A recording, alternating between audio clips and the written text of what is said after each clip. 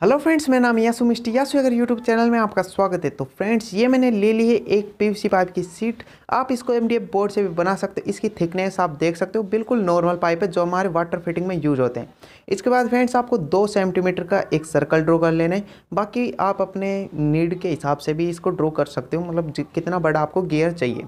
तो फिलहाल मैं इसको आरी से कट कर रहा हूँ। आपके पास और ऑप्शन हो, आप उनसे भी इसको कट कर सकते हो। देखिए फ्रेंड्स, कट हो गया। लेकिन फ्रेंड्स रुकिए, इसके किनारे देखिए कितने ख़राब लग रहे हैं फ़िलहाल ये। तो इनको फ्रेंड्स हमें साफ़ करना होगा।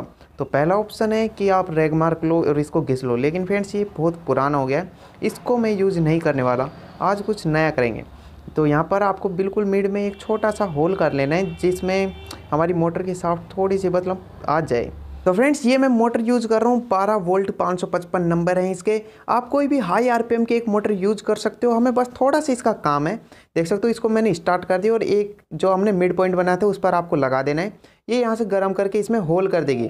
देखिए इस टाइप से आपका होल बिल्कुल मिड में हो जाएगा। इसके बाद फ्रेंड इसको इसमें फिट कर लेते हैं। अगर आपका थोड़ा लूज आ रहा हो तो आप इसमें फेविक्विक डाल सकते हो। तो अब देखिए ये बिल्कुल अच्छे से हो चुका है। अब आप इसके ऊपर रैग मार्क लगाइए। देखिए फ्रेंड्स, कितने आराम से, सच में यार मज़ा आ जाएगा आपको इसे करने में।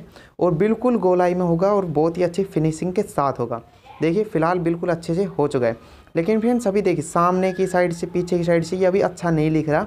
तो यहाँ से भी इसको घिस लेते हैं। तो आप सामने की साइड में भी रैग मार्क यूज़ कर सकते हो। और इसके बाद फ्रेंड देखना इसकी फिनिशिंग कितनी अच्छी आ जाएगी। और फ्रेंड्स, आप कोई भी चीज़ बनाओ उसमें फिनिशिंग का ध्यान रखा करो, क्योंकि उसी से वो और ज़्यादा अच्छी लगती है। देखिए फ्रेंड्स, अब कितना ज़्यादा ये साफ़ हो चुका है। और इसका लुक आपको कैसा लग रहा है कमेंट में ज़रूर बताना। तो देख सकते हो फ्रेंड, बिल्कुल आगे की साइड से पीछे की साइड से मैंने कर लिया है। गोल गोल काफ़ी अच्छा पैटर्न इसके ऊपर बन चुका है।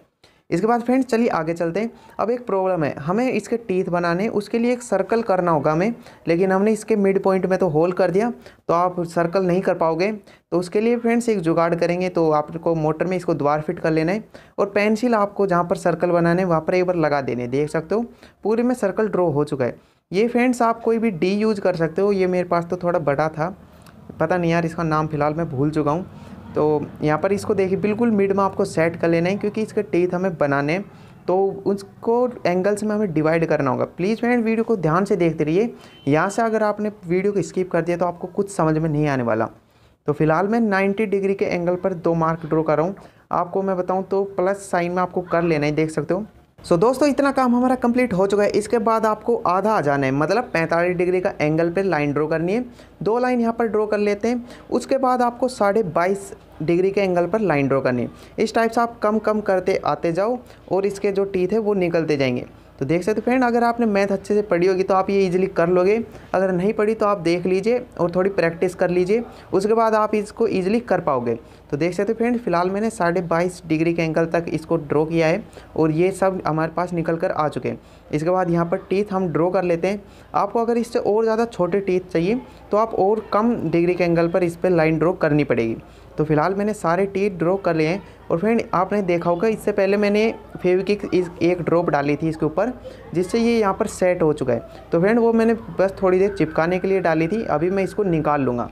तो आप भी वो कर लीजिए, काफ़ी ज़्यादा आसानी आपको हो जाएगी। देखिए फ्रेंड्स, सारे टीथ मैंने ड्रॉ कर लिए। आप इसमें टाइम लगाना थोड़ा बहुत, जब ये अच्छे से हो पाएगा।